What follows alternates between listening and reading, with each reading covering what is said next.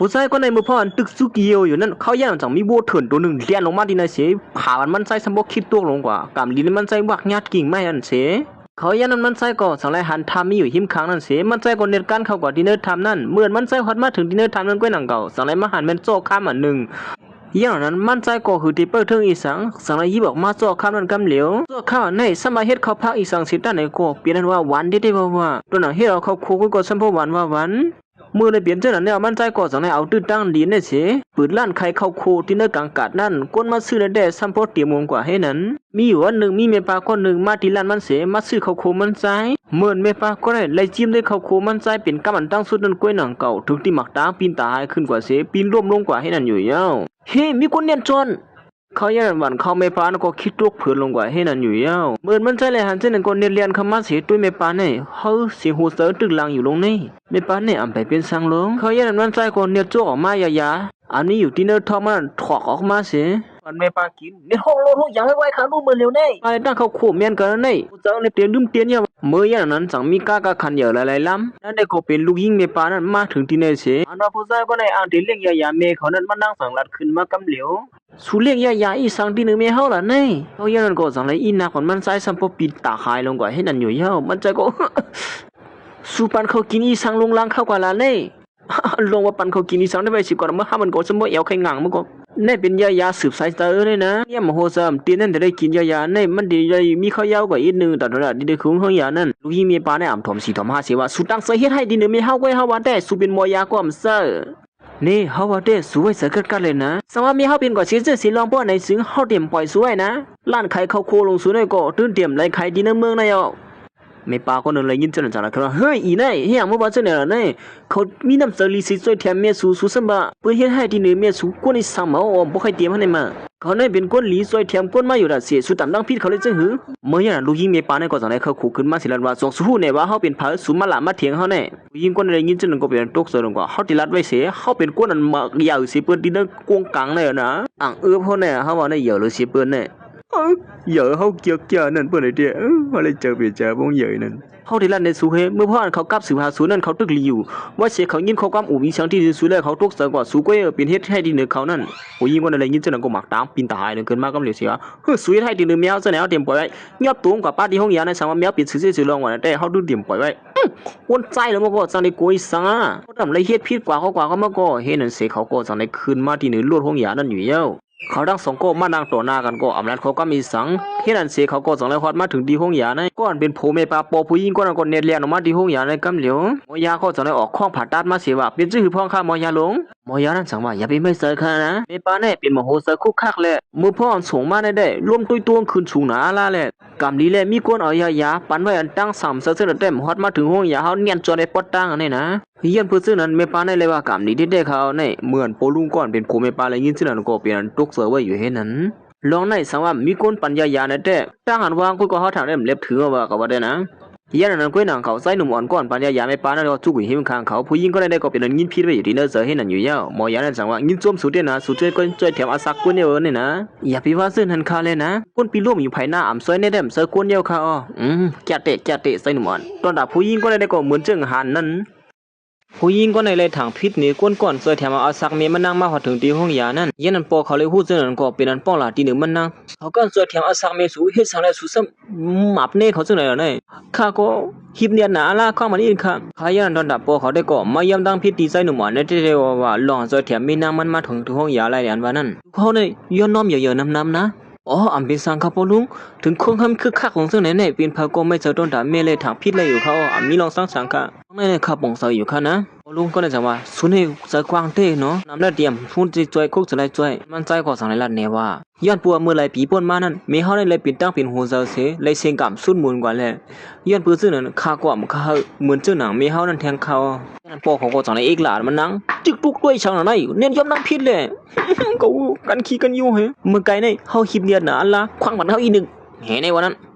นสุมาเยี่ยมดังพี่เขาได้เจออยู่พ่อเนี่ยลองลู่ซุ่มสู่คำขึ้นในลาดพม่าเลยเขาดีไซน์เดียนั้นขึ้นกล้วยหัวใครช่างอ่ะใจสั่งขึ้นนั่นก็ว่าเขาตัวแถมกวนเนี่ยอ่ำซื้อยันตัวใครเงินนะเขาแล้วเนี่ยสุไปเขามีโจกคำกว่าในมือเมสุรถเพ่ก็เลี้ยวว่าอ่ำเป็นสังกล้วยกาโซกามนางไหนเนี่ยเขามีข้อกำลัดออกคอน2กำเหมือนนั้น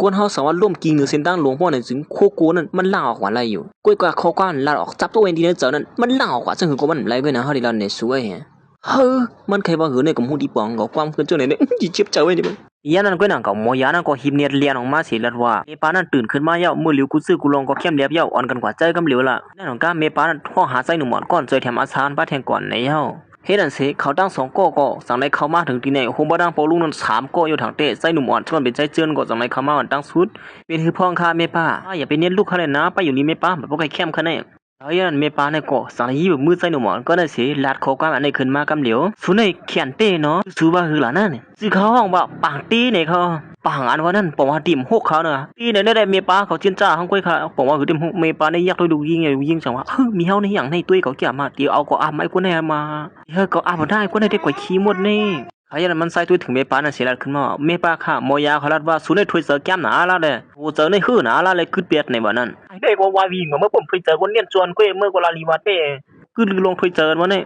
เมื่อได้ใครก็เนียนจวนนี่กว่าผมเจอจังนั้นก็ค่ะหรอข้าก็ว่าเลี้ยงนี่ก็ค่ะเนี่ยป้าเนี่ยก็เป็นยินส้มที่เหนือมันใจเนี่ยวันนั้นที่เด็กก็นั่นเมป้าเนี่ยก็สั่งนั้นที่ลูกยิงก็ที่ลาดในเมื่อเขาเมารวมอยู่นั่นหู้ครึ่งนึงเฮ้ก็หันเมื่อนั่นเด็กเปลี่ยนขี้บินมั่งสิในมือเมค่ะเขาย่อมต้องพิษเยอะเขานะย่อมต้องพิษก็ย่อมต้องพิษเทียงเมเขาก็สั่งแรงป้องหลามันนะเขาสั่งสอนออกมาจังไหนฮะเขากันมีน้ำเสือสวยเขาเมื่อซ้ำกว่าหมับเน่เขาซึ่งไหนได้มันกึ่งเยอะฮะเนี่ยตอนแต่มันนั่งเอาปอเขาตึงหลายเยาเมเขามาหลาซักกันแทงให้นั่นนี่เยาเนี่ยปอเขาก็สั่งได้ไปเขามาเส้นหมอนั่นเชียวว่ายิ่งเนี่ยย้อนบัวเขาจำสามารถจิมือก็เรียกเลยเนี่ยเขาก็เลยเป็นก้นเจ้าเนี่ยเขาย้อนน้อมที่ถุยอย่าลงค่ะอ๋ออันเป็นสังฆาบลุงอันนี้ข้าป่องเสือที่เนื้อเขาอยู่ขนาดเป็นพายก็เยาหันเมตัวเจ้าเก่านอนพินตาหายอยู่เลยอ่ะไม่เจออ่ะห้องหายเนี่ยแต่อ่ะมีพายข้าหรอใส่หนุ่มอ่อนให้หมอป่องเสือแก่งนี่ก็อยากสั่งไรสูเลยแต่คือมือผีเอานั่นโอ้ปุลุงก็อย่าไปว่านะละค่ะเลยลุงข้าโพสเจอก็มีเราต้านสังฆาได้ย้อนปอกมือก่อนดีใครโคน่าสนะมั้งเมื่อยันเมป้าเนี่ยก็ตุยลูกยิงมันเสียหลัดขึ้นมาดีผมมันมานี่สูลูกยิงเขาก็อาซักเศร้าเปียดเอาเนี่ยนะ2 ปีก็ซัก3 ชีพเอาเนี่ยตอนยามมีโผเสียพวกเขาว่าเนี่ยหามันโผเหี่ยวอยู่ก็ใครวันนั้นจิมือเลยนี่มือ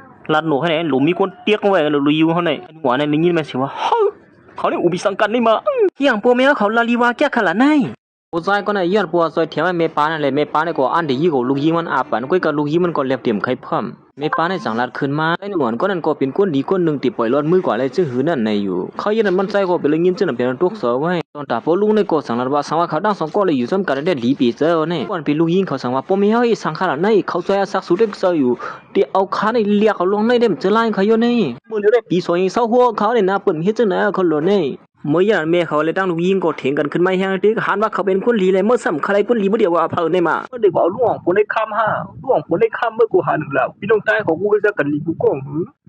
งลาลีวาเต้มันเลี้ยวยิงเขาว่าเขาบ่เอากันขึ้นหงแล้วนั่นแต่ก่อนเป็นลูกยิงเขาได้แต่ว่ามันอ่องจันชิบมาที่เมืองไกลเสียเดี๋ยวนะเฮือนจมคนไข่เขาพักเสนอแต่อ่ำใครยอมละมือสมบูรณ์กลัวขี้ดินขี้ไส้เชียงให้นั้นว่าเฮ้ยเขาสั่งสอนออกมาในเมื่อถังเรียกคนเจอไหนก็ย่อห้าเมื่อคืนเฮียนจันสูงมาหมกในนึงเมื่อหมดถังเรียกคนเจอไหนก็ย่อเนี่ยมันนั่งสารติเมเขาลวงในมันเสือกว่าคาถังเลขขนาเฮาตื้อฮู้จักกันวัน2 วันเก้ไปถึง2 วันก่อนใครอยู่ในคนจึงหืออำนั้นเขาตีเอาอำหมวยเงินคำเฮาก็เป็นไรแต่หูมีเฮาอย่าไปไว้เจอเขาในเขาแล้วนะฮ่าเมื่อในเสียงเขาว่านั่นน่ะเหมือนเขาซอยเทียมเขานั่นจงเขาฮู้ว่าเฮาได้เป็นคนสักทีก็บ่ซื่อใครเขากลับเมืองใต้บนจานในสงสู้เนี่ยว่าเป็นเฮาเขาก็บ่ฮู้คือล่ะลองนี่เขายันมันในลาติเมเขาว่าลวงคาได้คาได้เตตัดสินเจอหังก้อยก็เลยครับเขายันใจหลงอ่อนในก็กลัวแม่ป้านั้นปีนตายลงด้วยตุ้งคือเลยสั่งว่าแม่ป้าย่อยใจเย็นๆเขาเลยนะลองนี่ยันนั่นโปเขาว่าตอนไหนป้องท่าหล่ะมันนังโมได้ลูกเปิ้นนำเสลูกได้เมสูเปิ้นทั้งหมอไม่เจอคนผ่าตัดยาวในมันรีบวกเสือกะหือเมื่อสำเฮ็ดเมสูในเอาล้มตัวเมสูคืนจังหือนั่นไงมันนั่งสารติโปเขาว่าเรื่องในได้ไว้เสียก่อนละก้อยกาสัตว์ปานคาในคาที่เอามา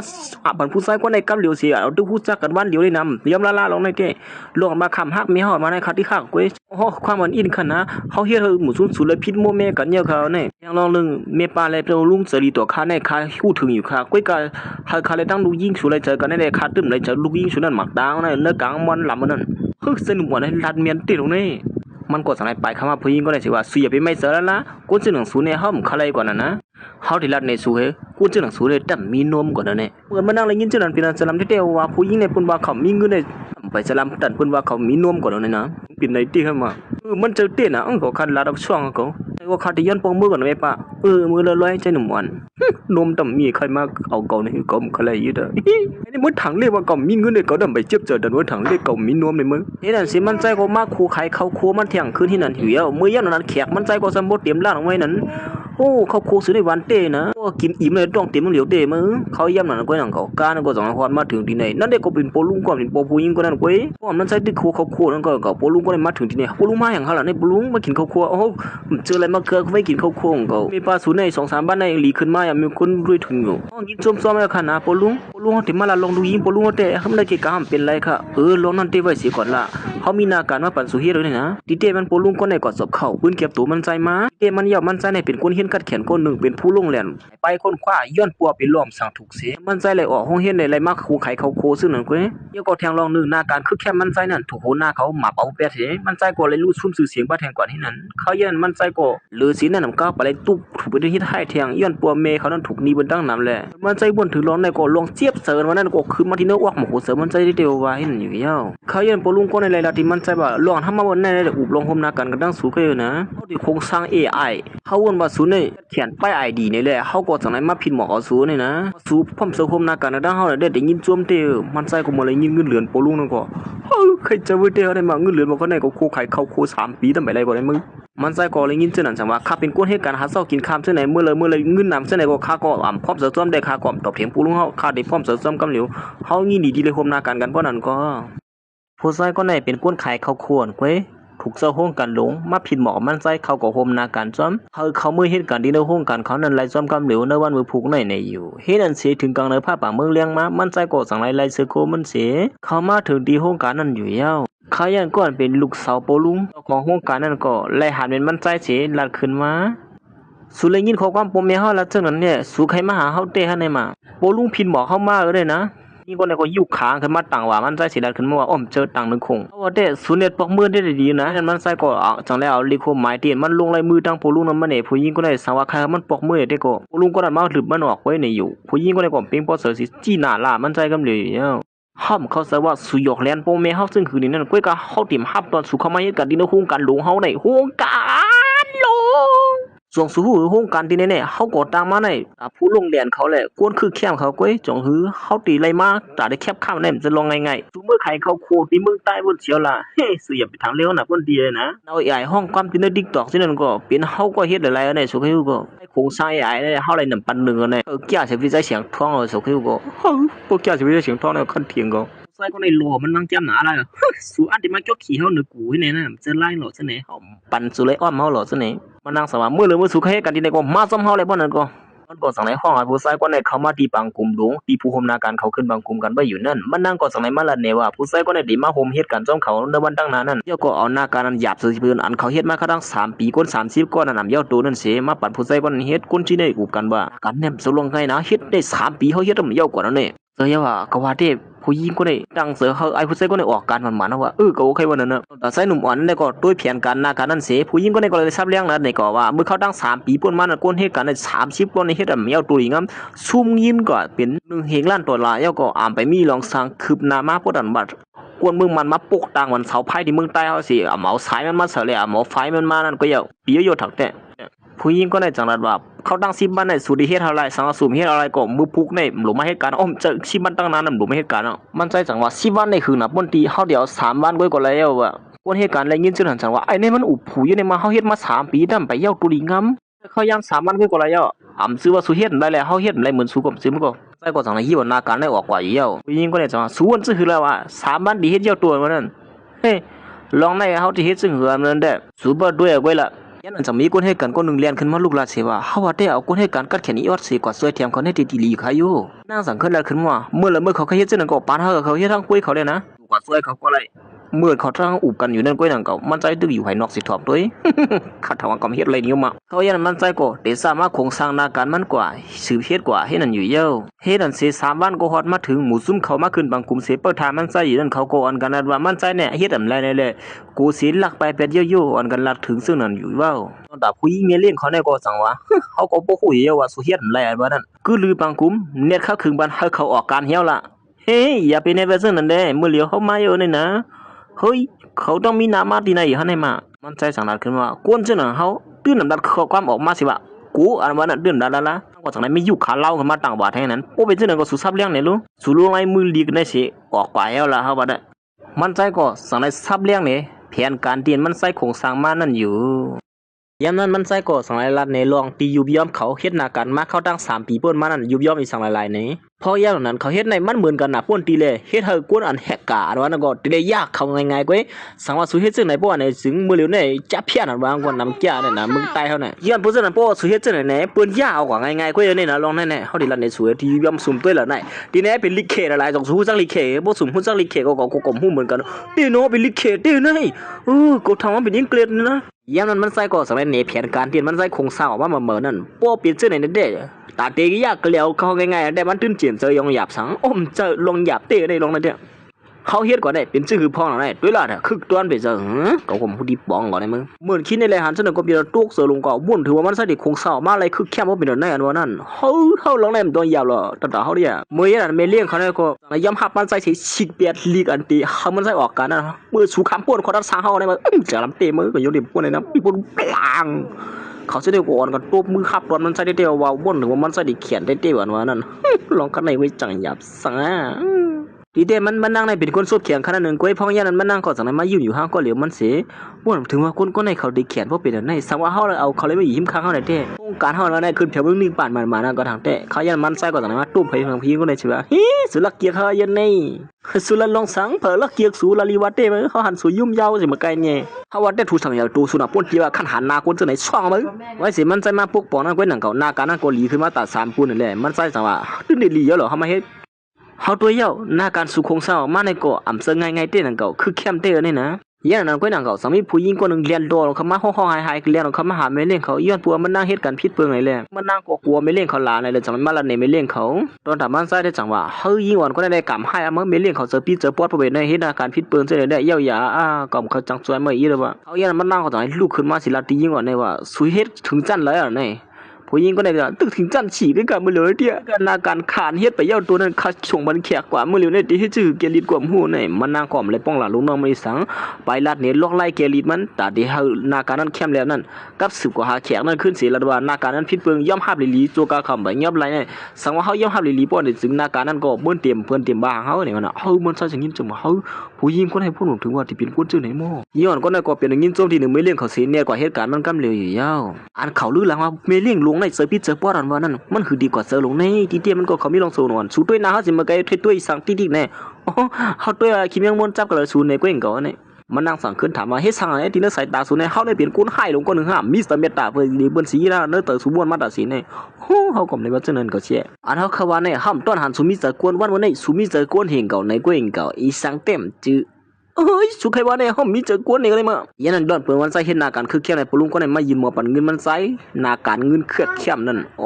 ลีเด้บ่นั่นได้ยินโจมาบ่นั่นก็เสิร์ฟทองอยู่ยังบ่ก็สุดที่โครงสร้างหน้าการเที่ยงอยู่หั่นนี่จะอย่าว่าหน้าการเฮาตึกโครงสร้างเสียตุ้ยอยู่เนี่ยสุในแก่เต้นี่นะเฮาอยู่ที่ในมา10 ปีในห้ามต้อนหันแม่เลี้ยงเฮาได้พลเอาเป้เลยปอกบ่นถือว่าสุในบ่เอาเป้แม่เลี้ยงเฮาเนาะเลยบ่แก่เต้เนี่ยเฮาดำหัดหัวโขเบิ่งหลากรรมไม่ได้สุบ่จังนั้นดูบ่สุหลากรรมในหัวโขมไหลในเต้มันนั่นเต้นี่นะเฮาหลางแม่นไหลก้อยมึงหลาเฮาได้เป็นหยังโบตรงๆนึงลิไกโกแย่ผู้หญิงก็ได้ลูกน้องเจอลำจ้าก้อยกะอำเสเหมือนเสื้อหนังสูบ่นนะลูกน้องสวยที่เป็นผู้หญิงก็ได้ก็มีลองเสื้อหวานๆอย่างเก่าในก้อยกะขยันของก้อยหนังเก่ามันใจเลยตัวนาการนั้นก็มีลองเปียกเปื้อนขึ้นมากันเหลียวมีคนรักเขาด้วยถึงดีเก็บคู่ของเฮาในเพราะฉะนั้นผมว่าดินในกูบ่ดีเนี่ยมีหนวดเนื้อมันใจก็เนี่ยเรียนโดมาหาไม่เรียกเขาเลยสุดตัวที่ในอีสังละไหนสเหตุการณ์ในสุ่มแต่พักตุยนะสุดตัวที่ในก็รู้ในมีคนเข้ามาถึงที่ในคู่ของเฮาคักขึงคือแค่ไม่ได้นะสุ่มด้วยในน้อยเลี้ยงจังหังวะในเฮาบ่ต้องว่าปล่อยผีนั่นเฟซบุ๊กเลี้ยงจังหังนี่เด้ผมเล่นเงินเอามึงมันใจสังไรเอาหน้าการนั้นเรียนเข้ามาหาไม่เลี้ยงเขาเสียละว่ามีคนรักเขาหน้าการเขาไว้มื้อเหลือในเหมือนเฟซบุ๊กเลี้ยงจังหังไว้มื้อเหลือในนะเฮ็ดจังหือก็คนเนี่ยอยู่ที่เลยกูมื้อนี้มันมาเนาะเฮาว่าได้ยุ่มเจอไรอยู่ฮะใน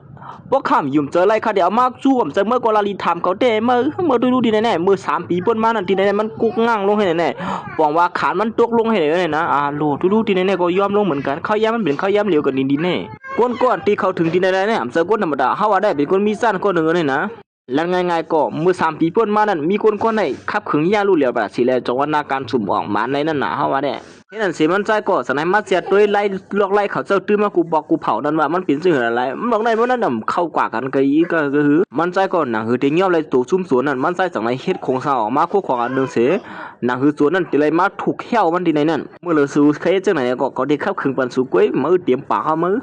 ย่านั้นก้นก้อนย่ารู้เหลียวกุมนี่เขาแหละย่านาการเขามาตัดสินนั่นก็จะเลยครับคือนาการว่าอยู่เฮ็ดนั้นอยู่ก็ไผ่ก็ตั้งแหนี่ก็จังว่าโอ้มือเลยเนี่ยเขาตึกเสียด้วยเนี่ยพวกเป็นเจ้าเลยเขายาวแถมไรอะหลุดเลยครับขึงการนั่นเนี่ยก้นเนี่ยเขากัดแขนเลยสิอันที่เขาบนไว้เขานะลงในเขาหลุดเลยครับขึงการกำเดียวเขาเนี่ยเฮ็ดอันเสียมันใจก็สั่งให้มันนางเปิ้ลเหี้ยวมันใจอยู่ยาวเกี่ยวก้ามก้อยโคความนั่นก็สั่งเลยขึ้นมากำเดียวถูกเหี้ยวแล้วก็มาแต่หูตัวว่าไอ้แก๊กยันนั้นมันใจก็สั่งเลยในกัดสืบเนี่ยไม่เล่นก้นทางดีขนาดมือเหลียวเนี่ยยอบตัวก้นกว่าทั้งวันแล้วอะยันนั้นมันนางก็เน็ตหิบเน็ตนินเน็ตของมากำเดียวน่ะสุดยอดบ้าจึงหือเลยที่หือเลยว่าขั้วเขามาขังขับกันขึ้นเจ้าไหนเนี่ยเขายันมันใจก็สั่งให้แลกขึ้นมาซื้อผู้ใจก่อนของยอบไรนั่นซื้อว่าไอ้ซักโก้นี่อยู่เฮ้ยกว่าไอ้ซักโก้นี่ได้จะมันไงได้เนี่ยนะเขาได้รัดเห็นเมื่อ3 ปีป่นมาแล้วก็36 เดือนเตรียมไว้เลยนะไอ้แก๊ก3 ปีก็36 เดือนเลยจีว่าจังวันไหนเขาได้รัดในสูเห2 สูหูดีปองไหนเขากวนปีนได้กว่าเขาหมูดีปองอะไรสังขึ้นลงส่วนไหนเหมือนเปินเรียนฮูนไว้ยันนั้นมันนั่งก็สั่งเลยถามขึ้นมาเฮ็ดสั่งอะไรเขาซ้ำเฮ็ดจังไหนย้อนเปิดสั่งหลานไหนเขาวนว่าได้หลอนเขาเฮ็ดจังไหนนั่นย้อนปัวมีคนอยู่ภายหลังเขาแหละอันนั้นก็กลุ่มนี้เดียนเขี่ยงกันนั่งสูเสเขาเรื่องเอานาการคึกแค้นมาเสียกว่าปันกลุ่มนี้กว่าใครปันก็เป็นไรนะลองไหนเขากลมหูซ้ำก่อนนะเมื่อยังไอ้ผู้ชายคนไอ้หูตัวก็สะพดตุกดื้อเฮ้ยเมื่อเหลียวในใครยากกว่าคิงมั่วแล้ววะถามว่าพี่นั่นเต้พี่นั่นปอมเดียนเขาเฮ็ดกังเหี้ยวไปเพียงไม่ยอบตัวข้าได้เมื่อเหลียวเข้ากว่าที่นั่นแล้วค่ะนะเข้ากว่ากำเลยก็บ่มาฮู้ดีกว่าครับผมจะมาหือมันแล้วว่าความตายของมาหือผมฮู้นั่น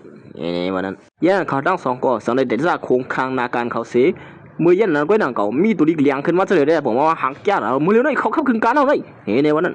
เขากัดใส่ย่าลูกเหลียวตีนเขาโครงสร้างเฮฮัมไม่เอาเลยนะเมื่อเหลียวคือเมื่อทับที่2เจ้ากล้วยกาเมื่อเหลียวในมันแก้มหนาลาเนี่ยรู้แสดงฉันบ่รับสิ่งว่าเสียงไหนกูไปจะได้นาการลูกเหลียวมันอยู่มาเขาตั้ง15 เมตรคุยเขาได้ย่าลูกเหลียวไปแล้วเขาเฮกลางไว้เนี่ยนะมันนางสาวบ่ซื้อเดินเขามีเดินดังเกลียนวันนี้ฮะมีเยอะมาอยู่ในมือเขาจังดีอย่างเกลียมไหลในหนาเพื่อได้ปลักปีปลักเตี้ยกระไดกามก็เยาๆขี่ขาลงน้อ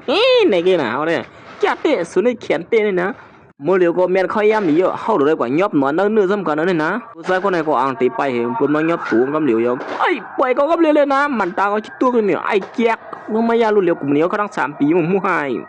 ยเฮ้ยหลวงนายมีคนมาเฮ็ดเต็กเตียงข้าวน้ำเอ้ยเป็นละพวกเต็กเตียงไอ้3พวกมึงไปเฮ็ดปืนเต็กเตียงก็มึงเฮ็ดหรอมึงก็เขาตั้ง5 ปีป่นมาเนี่ยเขากันหยุ่มเสือสูเสียไว้วางเสือสูไว้กระสูซ้ำไว้วางเสือเขาเสียอันเดียาลูกเดียวนาการเขาเนี่ยไหนมาโอ้หอมจะเชื่อนั่นก็มือเลี้ยวกูหูก็ไม่นะก็ปล่อยมือก็ไอ้หนูไปเลยจำหนาเนี่ยไอ้คนนั้นมีปุ่นควันในสังไรมาเขา3 สู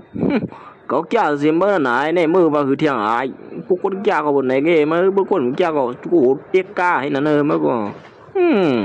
นหนอกูเตี้ยก้าเตะมึงไอ้ผู้ชายก็ได้ถูกปุ่นยอบไรเย้าเลยสิยันมันก็สั่งให้ลาดขึ้นมาว่าไอ้คนคู่เขาคู่นั่นมันทำมีปุ่นพ่อในสังไรเขามาอยู่3 สูล่ะเขาเย็นนั่นใจเจอมันก็สั่งให้ลาดขึ้นมาว่าเฮ้ยย้อนบัวเขาในเฮ็ดเขาตั้ง3 บ้านก็เฮ็ดนาการเงินเข้มเล็บเดียวตัวหลิงงามนั่นน่ะไอ้แก๊กมามู่เนี่ยว่าเขาในเฮ็ดเข้มบ่ก็คือเนี่ยมาเฮ็ด3 ปีดำเย้าล่ะหรือสินั่นเขาได้ลาดเนี่ยเมื่อว่าแทงนาการเตียนเมื่อเฮ็ดไว้อีกเลยก้นโฮมนาการเมื่ออันนี้ขับขึงนาการที่ได้รู้แล้วนั่นก็ยอบเลยหมดว่าไอ้ผู้ชายก็ในก็จะได้ถูกยอบตัวให้นั่นอยู่เย้ายันไม่เรื่องหลงก้นทางลีนี่ก็สังรัดขึ้นว่าเมื่อพวกในขึ้นบางกลุ่มกันเฮาที่ปันสู้ตีนเกกังก็ดังนั้นปันสู้เตะเนี่ยก็มีโคตรตอนนั้นต่อเฮาเสนอได้เห็นเลยว่าเกี่ยวกับเจอเฮ็ดนั่นเสกังในภาพปังเมืองแรงมาเขาก็สังได้มาขึ้นบางกลุ่มกันมานั่งก็สังได้มาปืนเขาก็ดังนำเลยฮู้ว่าไอ้ผู้ชายก็นั่นเป็นก้นหยองแลนกลุ่มนี้แหละเฮ็ดให้กลุ่มนี้รู้ซุ่มนั่นเร็วถูกยอบไรเย้าเขาโฮมนากันนั่งก้นดังคือลองที่2 ซ้ำอันถูกเฮ็ดให้เมื่อคำว่านั่นถูกเกียรีดเย้าตัวหลีน้ำเข้มเรียบเย้าอะยันนั้นมันนางก็สั่งว่าบอกกำไรได้ก็เปลี่ยนยินส้มดีเนื้อเขาเดียวเขามาเฮ็ดการมือสังก็เฮ็ดให้กลุ่มนี้เฮาในเลยเป็นกลุ่มนี้ลงกว่าจังไหนเลยลงตื่นล่างก่อมเลยสู้มาล่างสังส้มเต้มันนางก็สั่งอะไรมาป้าเถียงมือเตะมันเฮาควรว่าเขามาที่ไหนที่น้ำกัดอีสังนั่นเลยเฮาปานนากันเขาหยาบหนาละว่าดังสุดเขามาเฮ็ดการก็เฮาซับบ่ตีลืบเขาออกกันเย้าก้อยกะอันลียองโยเต้เขาเซิงเขายาม3 บ้านก้อยเฮ็ดให้นากันในเย้าตัวหลีงามกว่าเสื้อไหนนาการอันตีมเฮ็ดเข้มแลบมากเขาตั้ง3 ปีนั่นเขาตั้งแก้ก่อนก้อยบ่เข้มแลบมาจังไหนลียองโยเขาเต้